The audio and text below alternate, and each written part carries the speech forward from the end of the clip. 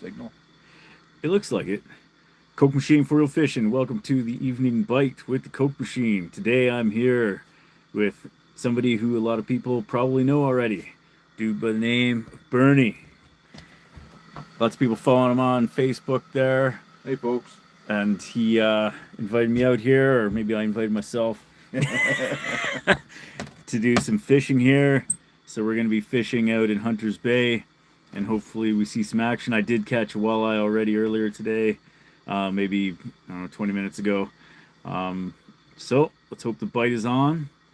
So we're about to get started. So I'm going to turn around the screen here so you're facing the fish finder, and then we're just going to get fishing. So Ryan, welcome to the party. And Logan Horseman, how you doing? Corey, how are you doing tonight? Credit Angler, what's going on? Joe, how are you doing out there? You got any big trips coming up to Nipissing again? Chilling with David, how are you doing? Good afternoon. Welcome to the Evening Bite. Thanks for showing up, everybody. So, how long ago was that, Bernie, that you had that day that was just unreal? Oh, man. Were you like a 20-year-old man? Oh, no, it wasn't that long ago. I was just thinking, you're like, I had Dad's boat, you know? Yeah, no, I'm thinking that probably late 1990s, Okay. 98, 99 in that area. That was a pretty fabulous day fishing. Wow. My brother and I were down the west shoreline of Nipissing here too one day. Yeah. Almost down to the French River.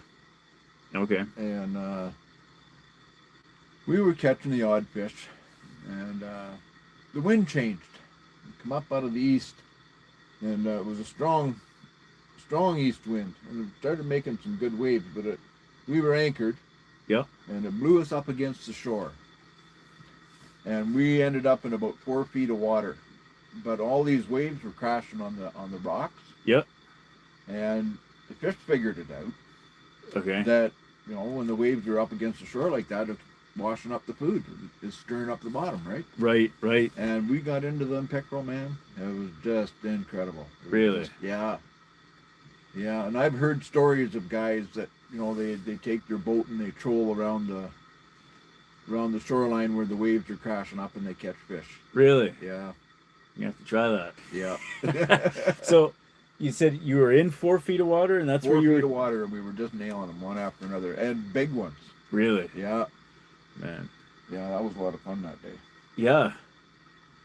Yeah, I know, like, in the spring, when I lived up on the North Shore there, my brother and I, it was one of these situations where I had, like, a Jeep Grand Cherokee, and the thing, like, the radiator exploded. We were supposed to go up to a lake up north there. So we ended up, just sort of cutting our losses and just getting on a canoe and just trolling along the North Shore there. And we just had, like original rappellas, and we were in 5 to 8 feet of water, and we're just going along, and it was just like one fish after another. And it was like right after, like maybe a couple weeks after the opener, and they were just everywhere. And yep, my brother caught one that was like 24, so it was pretty nice. But most of them were like in the either like at the size limit or below. But I mean, it changes. I forget what it was at that point because it was a few years ago. But yeah, it's awesome when you get into one of those bites like that. But that was, I think they were in the shallows there because of, it was just after the breeding season. They're still holding up. Right. It wasn't like the waves blew them in or anything. Right. We wouldn't be out there in a canoe if it was like that. Well, it was another time we were fishing here in the wintertime. Yep. And every winter I got a bunch of buddies. They come up and they spend the weekend with me, and we have a lot of fun. Do a little fishing, tell a few lies and that kind of thing. So yeah. Anyway, we're out here one day and we're not really getting much. And my buddy Joe, he grabs the ice auger and he goes up next to the island, up beside us here, and he drills a hole And I said, watch you don't hit a rock when you go through there. And I said, it's not very deep. I said, you don't ever get a fish in there. I should have never said that. So sure enough, there was like 1 foot of water too. But I think the action of the ice auger, making noise, fish are curious. And they'll go check out, okay, what's going on over here.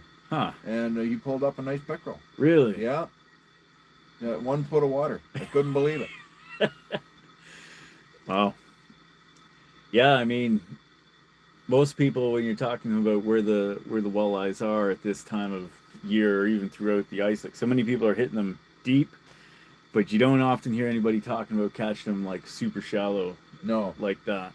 I know when I was at Glen Echo there, they Dave, the guy who operates it, had said that somebody he was talking to was hitting them in 5 feet of water, and that was maybe 2 weeks ago. So I guess there's that super shallow bite. I never even think about it. No, me either. Yeah, like I know when I was living along the North Shore there, it was mostly catching perch, but we're always going for 15 to 19 feet of water, usually the deeper end of things. And I tried fishing like 12 feet a few times on like this one little hump that was in front of my place there. I think one day I caught stuff, but I never even, like, nobody over there would even be trying shallow. And yeah, I think there's one guy in Calendar Bay. I always see his hut. Can't be very deep. He's very close to the launch there. Like, his house is probably right there. And I swear he's over like 3 feet of water. Maybe he moves it out and later on, but I haven't checked to see where it is now. But I always feel like, wow, that guy's. It's almost like he set up his hut there just probably so just he can trying to chill get out. away from his wife. Yeah, exactly. just a place away from home. Go out and have a few beers. Yeah. Man. Yeah, I was at Calendar there today, and it's really bopping. I mean, it always is, Yeah. The whole city out there.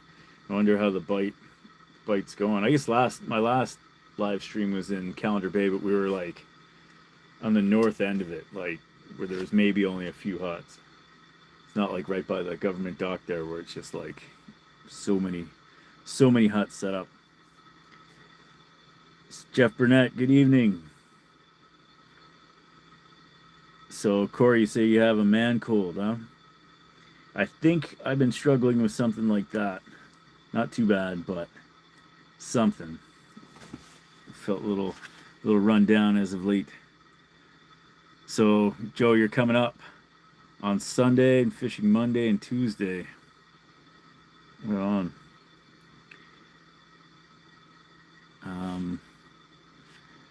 So you're heading up. Videsh is heading up tomorrow with Crafts. Harvey from Crafts there asked me if I'm going out with them soon, and I'll have to get it on my list, on my schedule.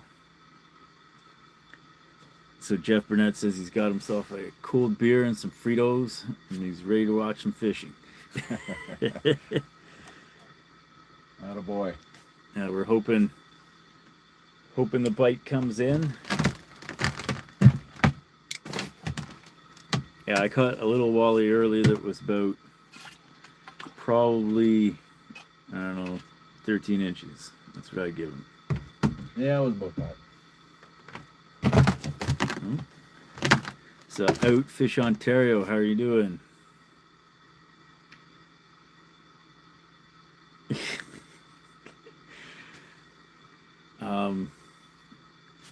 How you doing there? C-Ben 889. All right, Jeff Burnett, your craft Sunday.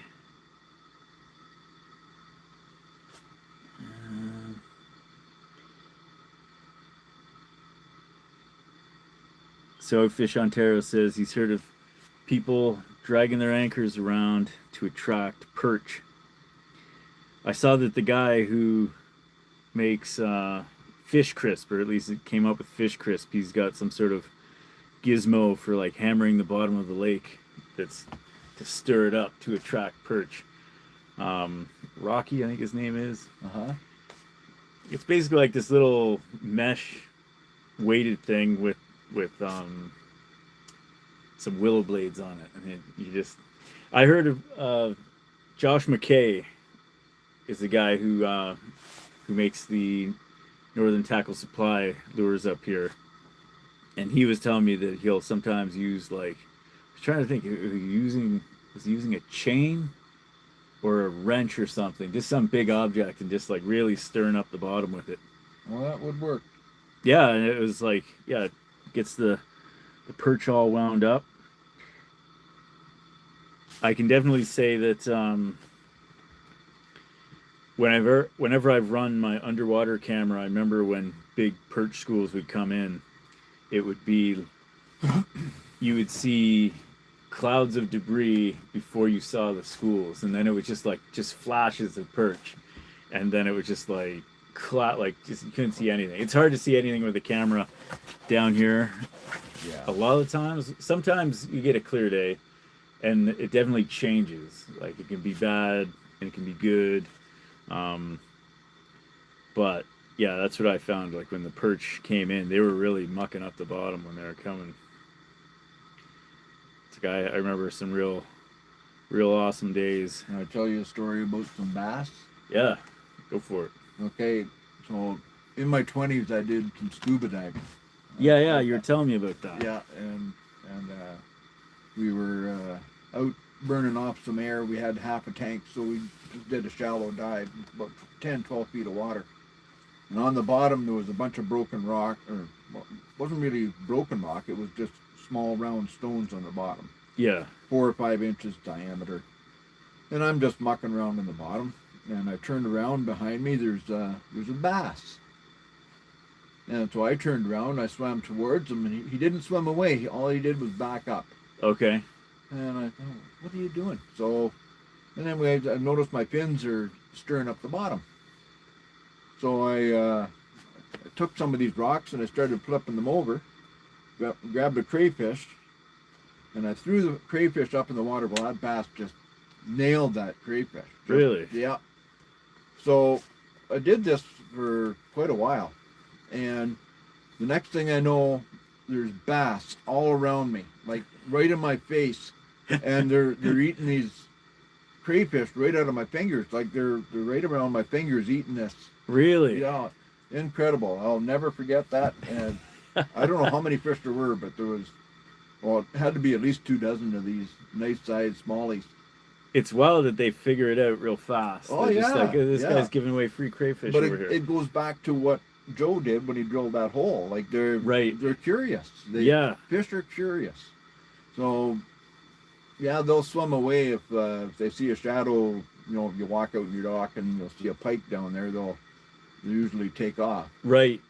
But when you're in the water, it's a different thing. Yeah.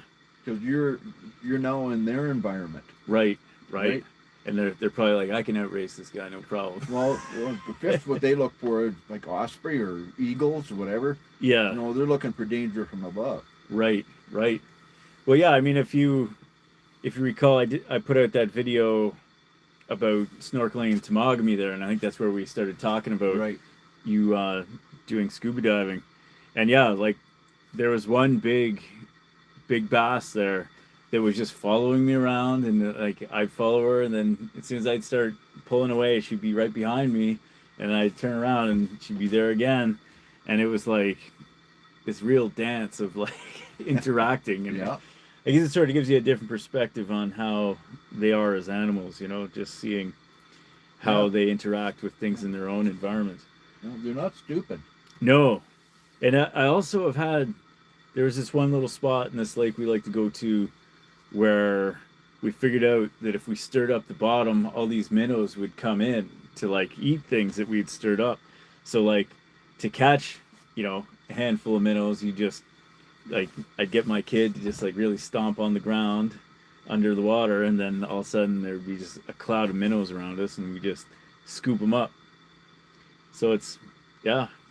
And like even I remember going to Cuba, and we had like, I guess the people at the resort told us to put like bananas into like a plastic bottle, and then you squeeze the bottle and the banana, like you shake it up so it's all Right. stirred in there, and you squeeze the bottle, and then all these little wee fish show up. I think. Come and eat. Yeah, I think Yeah. the fish were called ballywoo. They're like these little swordfish looking fish. Uh-huh. And they just came out of nowhere, and they're just were all over the bananas.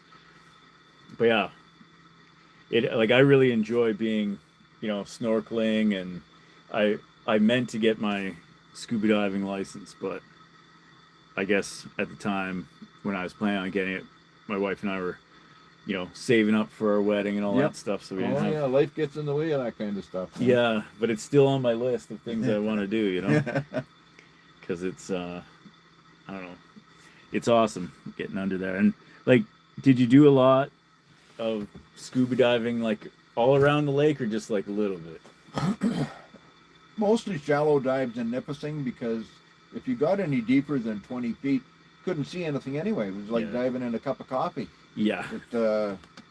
Yeah, so you ended up either having to have a real powerful flashlight or whatever. But no, I did quite a few, shallower dives where you could actually see without a flashlight. Okay. It was interesting, you go around the shoals and Yeah. whatever, and find the odd anchor, a few lures and whatever. So it was interesting. It was, I don't know, being weightless Yeah. and being able to breathe, and it was just an interesting environment. Yeah. Yeah. Did you try any other lakes around here? No. The only other lake I ever dove in was Trout Lake, and that was part of our test. Okay. So we had to do a deep dive, and Trout Lake was a good one to do it in because it's fairly deep. Yeah.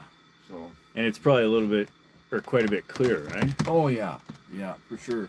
Yeah, we had to go down for a few minutes, and then we had to do a decompress on the way back up. Right. So they wanted to make sure that we were capable of doing that, whatever. At that time, it was a very extensive course, and all. It took my buddy and I all winter, Really? once a week, to go through all this. Huh. So. Yeah, I feel like the courses I was looking at, it wasn't quite as extensive as that. It almost seemed like, you get it done in a weekend. Yeah. Yeah. But like there's different levels of certifications, right, for diving. Do you know much about that? It's been so long, Eric. I know that the course I went through was called ACUC. Okay. And my brother and I were talking about this, I don't know, within the last year or so, and he said that ACUC is no longer recognized. Really? So I guess I'm no longer a certified diver, although it was such an extensive course. I've retained a lot of that, and I remember a lot of the physics of it, and I know what what you can do and what you can't do. Right. So I wouldn't be uncomfortable doing another dive if I could get a wetsuit that'd fit me now. So I've never tried wearing a wetsuit. It's warm inside? Yeah. It's initially a wetsuit. It's a little chilly when you first soak up. Okay. But your body heat warms up the water that's soaked in the cells of the suit. Okay. And it's like an insulator. Huh. Yeah. So you can get different thicknesses of them too. Of course, the thicker you get, you can do ice dives and all that kind of stuff with them too. But yeah. Oh, that'd be neat. most guys that do ice dives, they got a dry suit. Right. Yeah. So those like completely seal. Like, right. All the way over your you're body, all or sealed up, and I think they use a little bit of air pressure out of the tank to keep a layer of air in between the suit and your body. Okay. Huh. So you're essentially inside a balloon. Right. Which must make it a little bit difficult to sink, eh? You have to have like. Well, wetsuits are buoyant. So Right. you have to wear a weight belt. They've got lead weights. Huh. And you go down, and then you have to have what they call a buoyancy compensator, which is like a vest that Yeah. you can either add air to or release air. So you're like a fish bladder. Okay. So you can, go down to the bottom and stay at that level. Yeah. If you want to go up, some buoyancy compensators you had to blow up manually, and other ones you just push a button and it uses a bit of air out of your tank and it inflates it. So. Wow. You know, it's interesting because, like, on a side note, but like when you do training for different kinds of things, it's like you learn about stuff that you didn't really know too much about. Like the drone I have, I purchased it because I can use it without a license, right? A drone that's below 250 grams. Right. You're there's a lot of different rules you can avoid because it's so small. But I did the full drone course now, and I'm just like, well, there's so many other things I hadn't really thought too much about. Like I never flew my drone in rain, obviously, because it's like not particularly protected from water getting into the motors and stuff like that, or like snow and stuff like that. But through the drone course, you learn all about things like how much getting ice on your wings, on the wings of a plane, because a lot of the stuff in the drone course had to do with other aerial vehicles, you know. Yep. And so like ice on plane wings like seriously affects how it flies, and like, oh yeah, and I had no idea. It's heavy too. Yeah, exactly. And like, so like if you're getting ice accumulating on your wings while you're in the air, like obviously that's a huge issue. But like, yeah, it's just interesting learning about different things that affect flight and whatnot. Uh-huh. But and then even other things, like I've been doing video editing for probably since my teens and stuff like that, you know, just playing around. I think I had like courses in high school that I took, but then I redid like courses online of all the different stuff and of software that I'd been using for years, and I still learned a whole bunch that I thought I thought I knew everything, but then I learned a whole bunch that I had no idea. Sorry, my backlight just switched to auto 100. So I'm just gonna turn it back. It should do it. All right, I better go through some comments here. All right, so far, fishing's a little slow. Yeah. So Anti-Slayer 3000 says, hi, Bernie from Temagami. Hi. Do you know Anti-Slayer? Maybe. Yeah. I don't know. Know a lot of people. Yeah. So Joe says, Abitibi Lake is like very shallow. I guess he was talking in regards to when we were talking about fishing in super shallow. Right.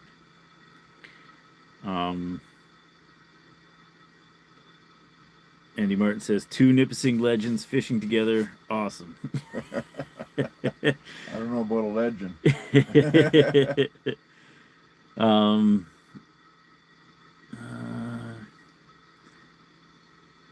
So Jeff Burnett says, when Skugog was in its heyday, we only fished 8 feet right in the weeds.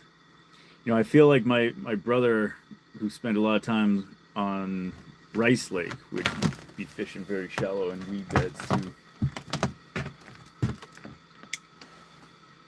See something? Well, I've seen a snowmobile heading over towards my place. I don't know who it would be. No.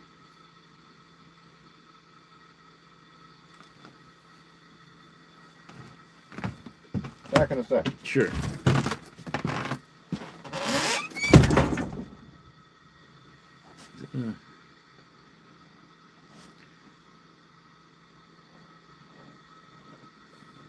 Lucas Stevenson says, you ever see anybody catch a muskie up there in the winter? I think somebody just sent me a picture of somebody catching a muskie. I've seen a few pictures, I think. I remember seeing one from Trout Lake.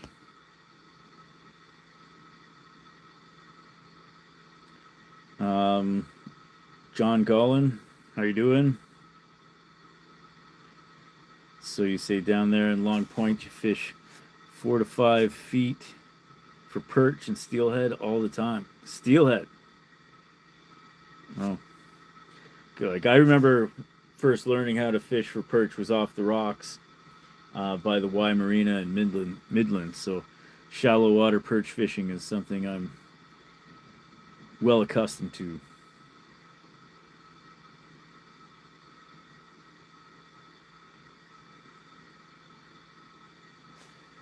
So Jeff Vanderkoy says, "Hey Coke, are you at Scuttlebutt Lodge? Is that what Bernie calls this place?"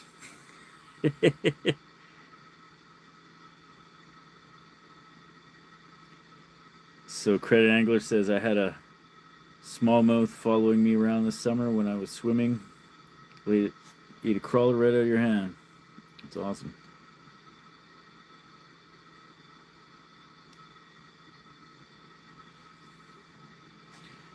Logan Horseman says, "Hey Coke, do you know anyone that's just starting off ice fishing, can't find a fish finder, upgraded, and would like to give it away to someone who can't afford one?" Whoa, look at that. So your outdoor line, Yep. is that? It's going to be close. Yeah, that's got to be close. So Bernie had a line outside the hut here, and I just had a bump here. Did you? Oh yeah. Just a shade over 40. We're eating tonight, boys. There you go. I got a.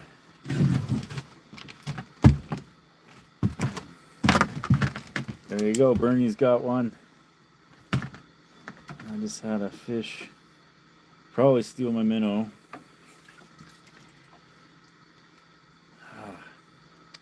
Yeah, I felt a bump. So I guess they're starting to come in here. About that time. What's an hour? Still got one on.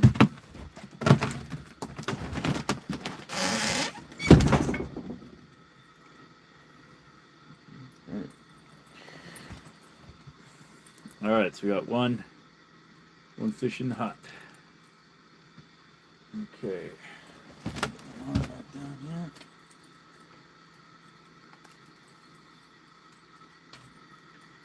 A bit of ice on my line.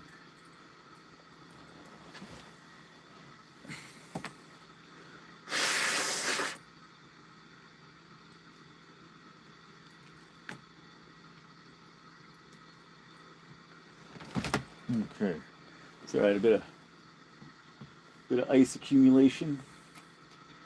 It's causing my line not to fall out properly here. Okay, dropping now. All right, so Bernie's got an outside line, and I do not. Although he drilled me a hole, I forgot to put a line out there. Anyway, so going through some more comments here.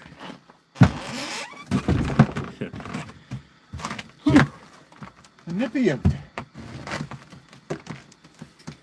Yeah, boy, like it was so cold this morning, and then it was warming up in the middle of the day to a nice warm -16.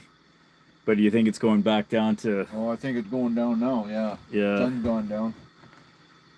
So here's a question for you. Somebody's asking. Jeff Burnett says, "Did Bernie ever fish with Bob Azumi?" He says, "I think I've seen him on an episode." That was my brother Mark. Oh yeah? Yeah. They went out and they were testing out a snow bear. Really? Yeah. Wow. Yeah. There you go. So is your brother Mark look like? Yeah, we look a little bit alike. Okay. Yeah. Okay. So there you go, Jeff. Good memory, buddy. How long ago was that? 15 years. Oh wow. Yeah.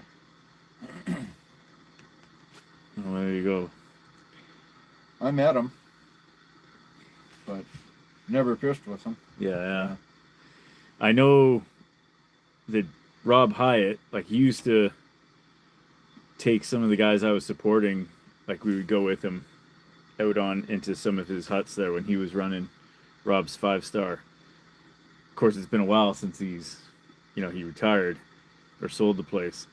But Rob Hyatt always said he used to go fishing a lot. I think he was really good buddies with Bob Zumi.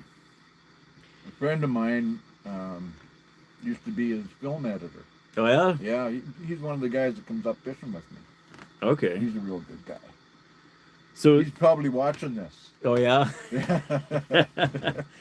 So I haven't watched Bob Zumi in a while, but is he's still making material? I assume. I don't see why he would stop. Eh? I don't know. I think his daughter kind of took over for a while, and then okay. Yeah. Was it his daughter or niece? I forget now. I feel like I remember his daughter. Yeah. Man, if only I could get that fish to come back that disappeared. Oh well. All right, let's see what other comments we got here. So we're halfway through the live stream, Bernie, so you made it this far.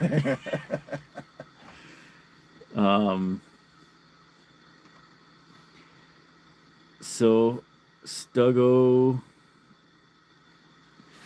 not sure how to say your full name here. You're saying you're coming up tomorrow. Will I be out selling minnow clappers? I'm planning on it.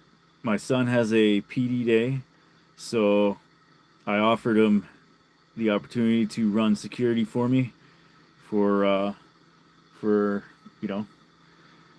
cost of a Lego set.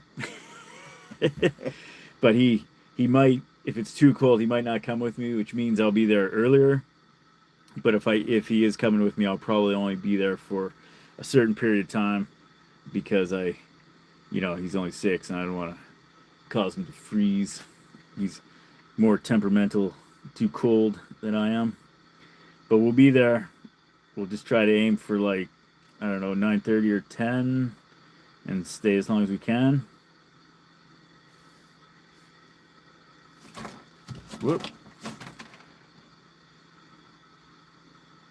Okay. So Darren Carrier, haven't seen you on the live streams in a bit. Maybe I have. Maybe I missed you last time. Mystic Karma. What is the target species today? Today we're looking for walleyes or anything.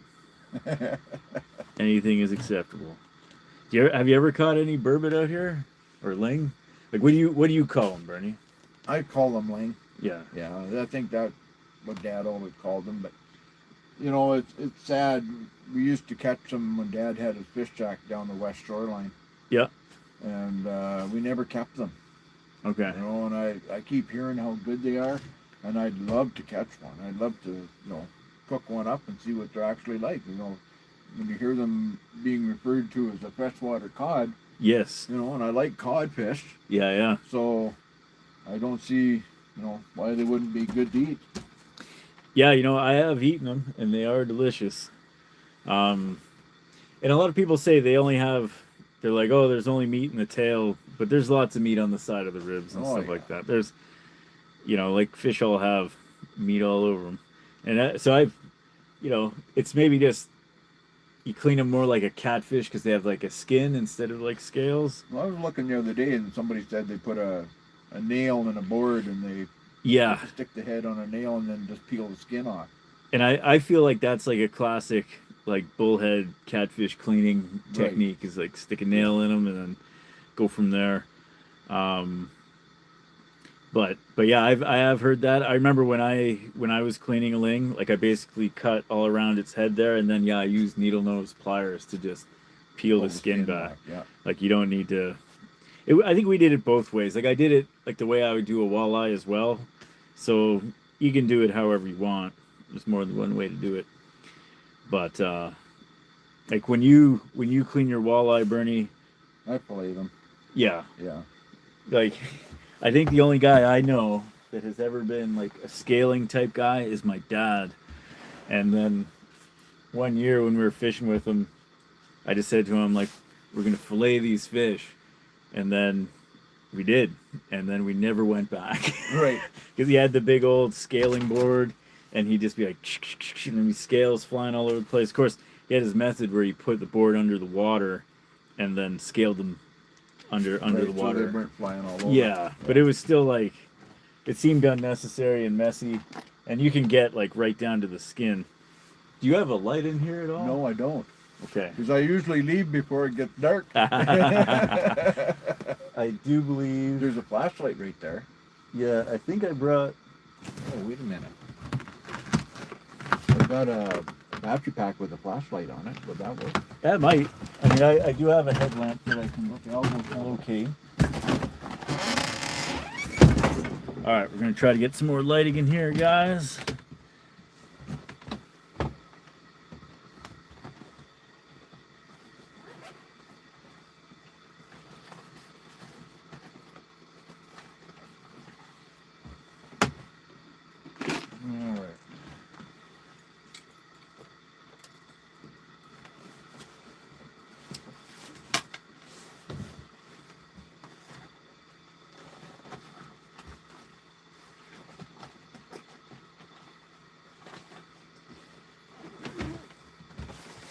All right. All right.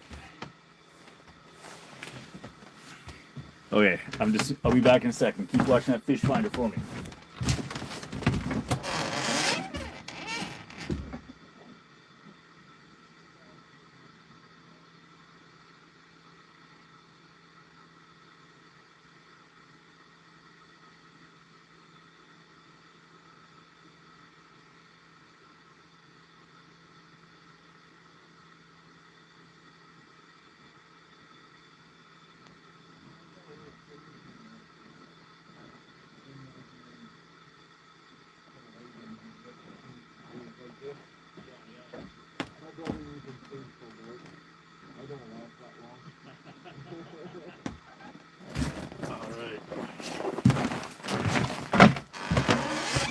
All right, back on the scene.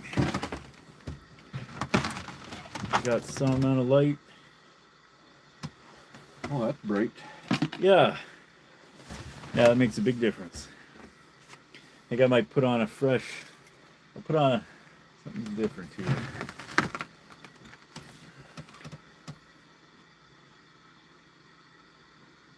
So does your brother come out here fishing often? He's more of a fisherman than I am.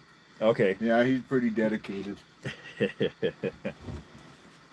We've fished a lot together through the years. We can kind of read each other's mind on where to go and Oh yeah? when to move or that kind of thing. So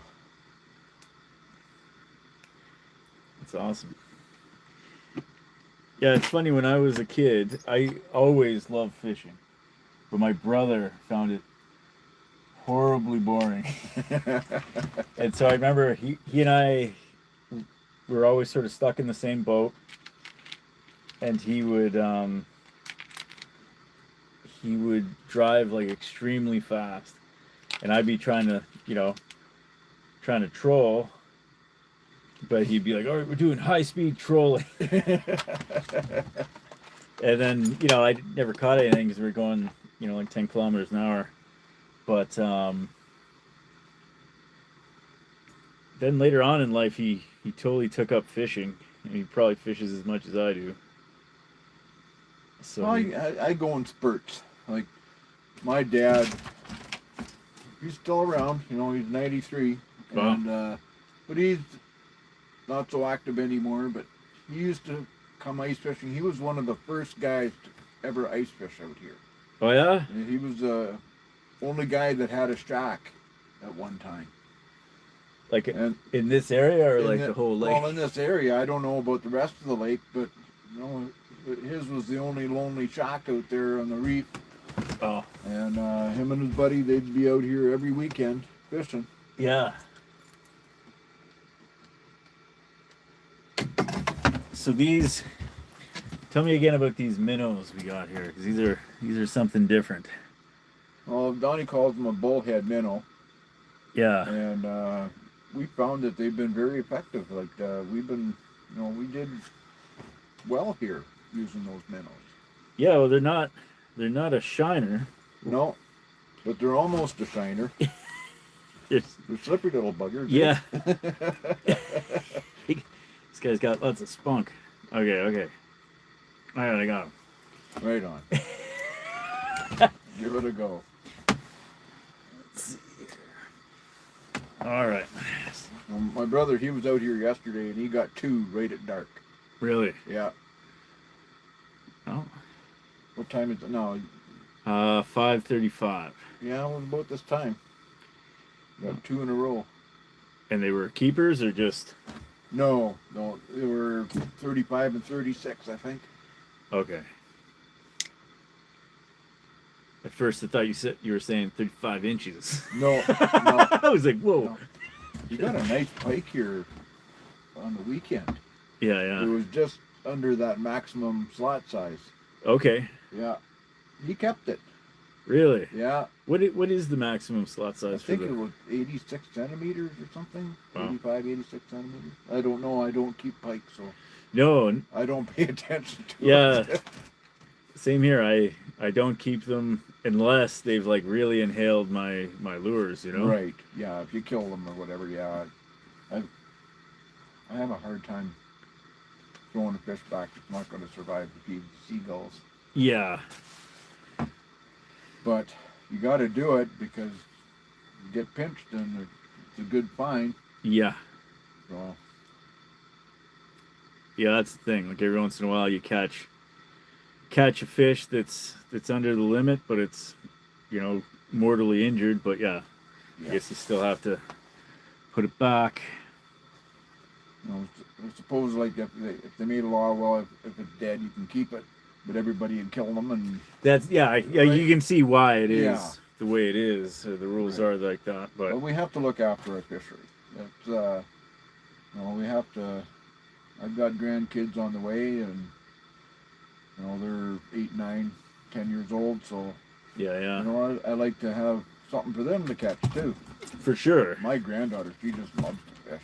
Oh yeah. Oh yeah, she just loves it.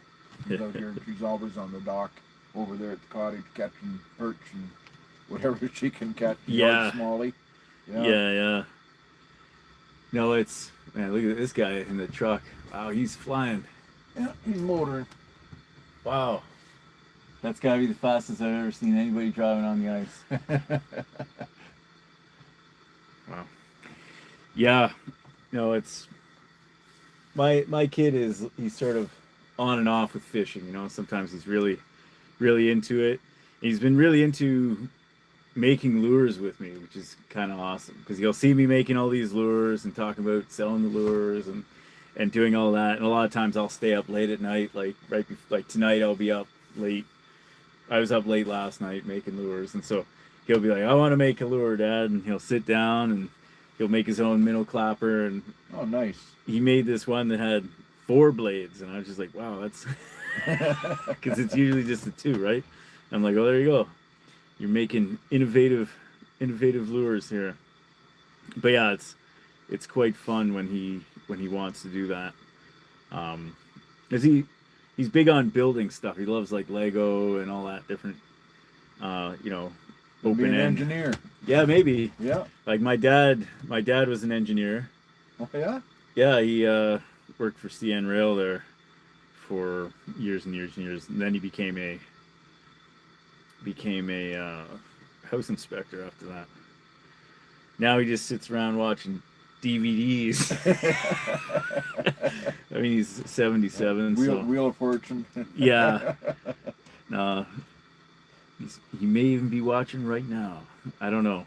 I don't know if he watches these ones. I know he watches a lot of my ice reports and stuff like that. Oh, that's nice. But yeah. Yeah, my dad follows me on Facebook. Oh yeah. Yeah. Yeah, It's kind of cool. Yeah, my dad isn't. Mom does too. Oh yeah. Yeah. Yeah, my dad isn't on Facebook or anything else. He just watches YouTube. But yeah, in life he worked for CN Rail there as an industrial engineer. That's a good trade. Yeah.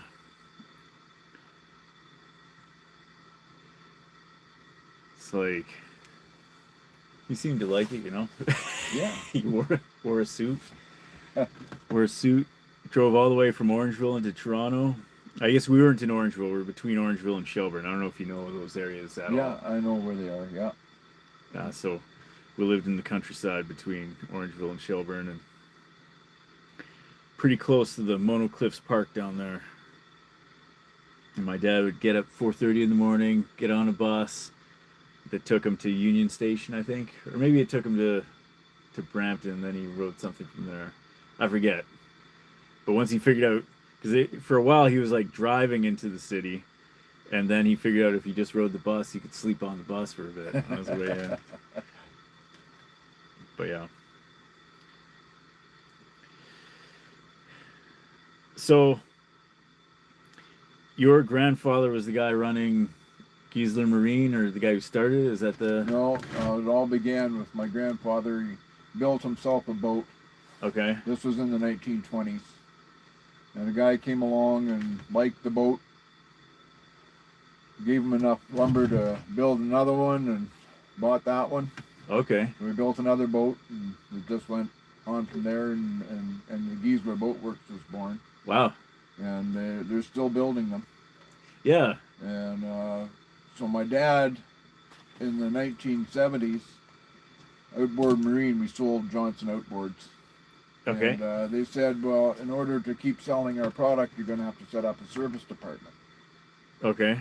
So my dad, being mechanically inclined, he set up a little service shop and started fixing outboards. So Okay. it grew to the point where he couldn't work at the boat shop anymore because he was too busy doing the outboard stuff. Right.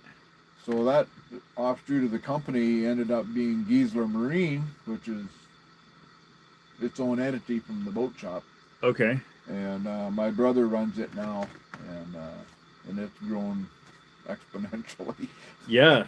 Yeah. And so Giesler Marine is just fixing motors and stuff like that? Well, they sell skidoo and Okay. outboards and boats and Yeah. whatever, anything to do with great outdoors. And what's the company called that's just making the cedar strip boats there? Giesler boats. Giesler boats. Yeah. Okay. And so they're not integrated anymore, they're separate? Yeah, well, they're on the same property, but Okay. Jerry, my cousin Jerry, owns the boat shop, and my brother runs the marine. Okay. Yeah. So and they kind of work hand in hand with one another. Like Jerry sells a boat, and Mark sells the motor for it. yeah. So. Huh. Yeah. So how long does it take to put together one of these cedar strip boats? Cedar boat. Yeah. Well, it's kind of an assembly line. Okay. Depends on what model that they're building. So they could probably, at the other end of the line, they could, if they pushed themselves, they could probably do one a day. Oh, really? Yeah. No, I don't think they push themselves all that hard anymore. Jerry is my age, so Right. yeah, it's Hard. it's not easy on the body to be, I bet. swinging a hammer and pounding nails, lifting boats. Huh. But no, they still make an awesome boat. Yeah. Like even my dad was like, "Is this Giesler guy related to the guys making the boats?" I'm like, "I'm pretty sure he is." Because he's been talking about those boats since I was a kid. Right. And like, I've only been up here for 13 years, 14 years now. So, these boats are known far and wide. Oh, like yes. my dad's always been interested in, like, we used to have 48-foot Chris Craft Nice. wooden boat that we would go around Georgian Bay on. Nice. Like it was a fixer upper, right? My dad was always fixing it. They bought it when they lived in Montreal, I think, and he was just, always painting, sanding. Uh-huh. It looked like an old wooden boat, but he kept it in good shape. My folks would drive us all around, so we'd go from like Midland up to like Britt, and like around the Bustard Islands and all sorts of areas out there. Oh, just a nice edge. You get the side of the hole. Yeah, no, just a little bit of ice on the line, Yeah. and I was jigging, and all of a sudden it felt like a bite. Yeah, that No. happened to me earlier too. Yeah, now my dad's got that boat on his property, and it hasn't been in the water since the '90s. And let's just say it's a bit of a raccoon big boat. sanctuary. It was big, yeah. Yeah, sometimes my dad's like, we should fix it up and get it out there. Like, to be honest with you, a boat that big, I can't even imagine driving it. Like, it's not on my list of things I'd ever want to do. Did it have a like twin engine? Or? Yeah, twin engines. It had quite the rumble when it was moving. I bet. And yeah, it was. I guess my dad's got the engines all greased up or something like that now to try to preserve them. But yeah, haven't been it. Like, I think there was some sort of major leak in it in the '90s, and then we pulled it out of the lake there, and it's been out of the water for years now. But the raccoons are happy it's there. He's always got problems with them getting in there. Oh yeah, raccoons make an awful mess of anything. Oh yeah. Yeah. And he's tried all sorts of methods to make it like slippery for them so they can't get in. So, but it hasn't worked. No. I'm just going through some of the comments here.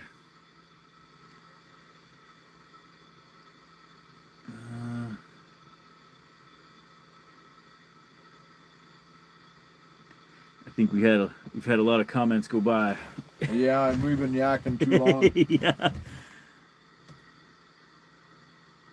So John Gollin says he's been trying for one burbot for 6 years now. I feel like I had no idea what they were until I moved to Nipissing, and then I caught like a couple just over the years, and then I think I've fished on Rosso there. One night, me and the guys were fishing, and we got into like a burbot or two, and then one night we were in this one spot. It was like a reef, came up to 15 feet, or actually there are two separate hills, and we were in between the hills. So I think the two hills came up to about 15 feet, and we were like maybe in 19, 20 feet in between the two, and beside it was all 130 feet of water, and it was just a highway for these burbot coming up, and it was just, that night it was just one after the other.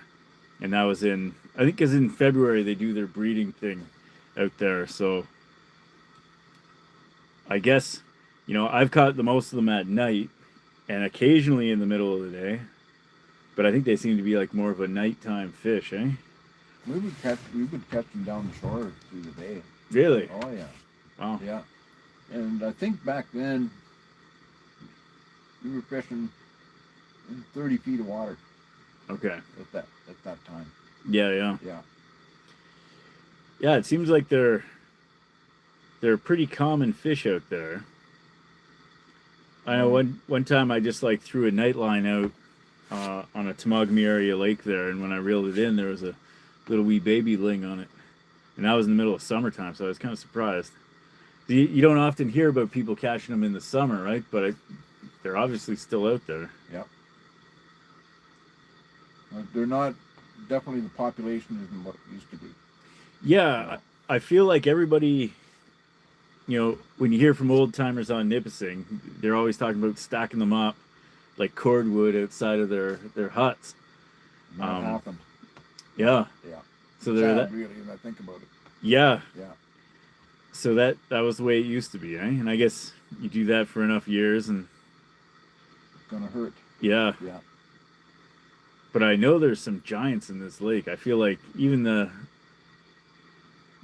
hut operators, they're always posting pictures of people who are, every weekend somebody catches like a massive one. But then there's a few people that fish the lake that know where to get them. Yeah. Like a lot of them.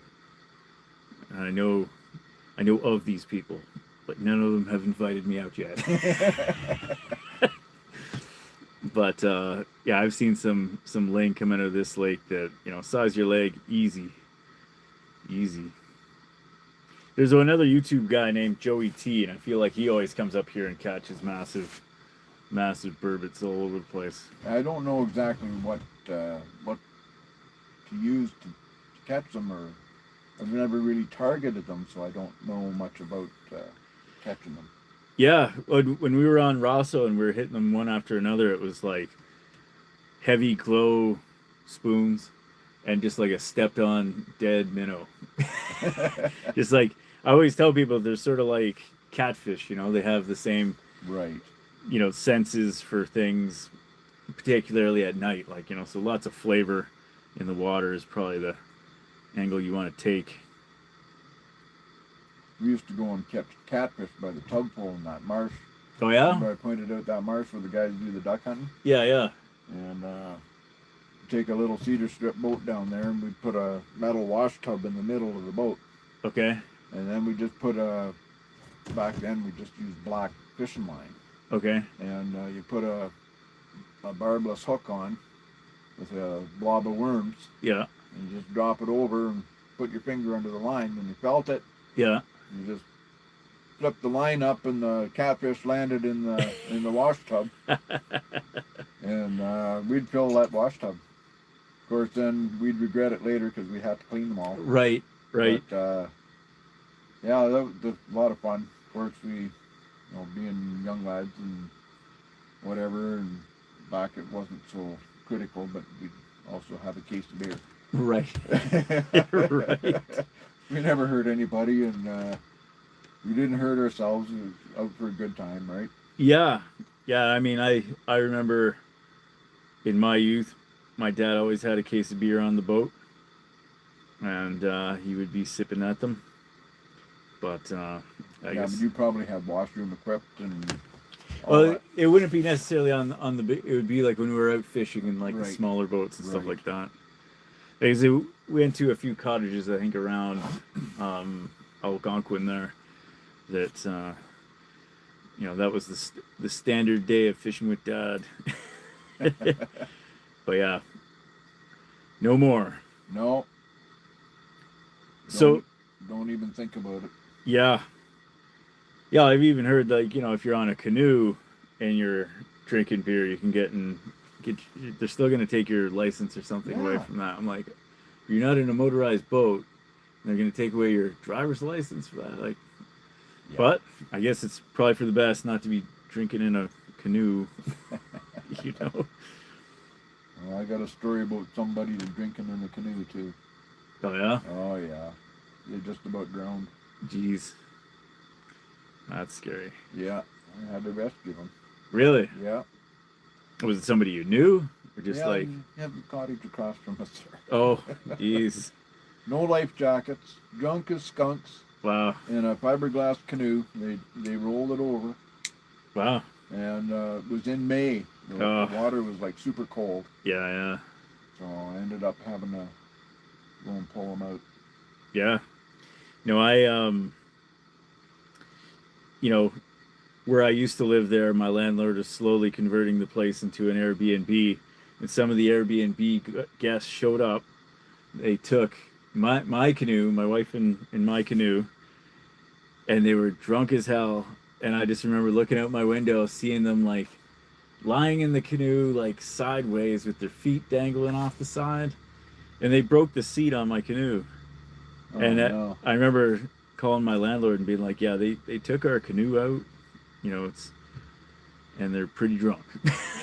Like, so, it's not, we don't have it there for everybody to use. It's just our canoe. But I guess they thought, hey, it's a part of the Airbnb package. Anyway, the funniest part is they were all pissed that we were pissed that they had like heisted our canoe.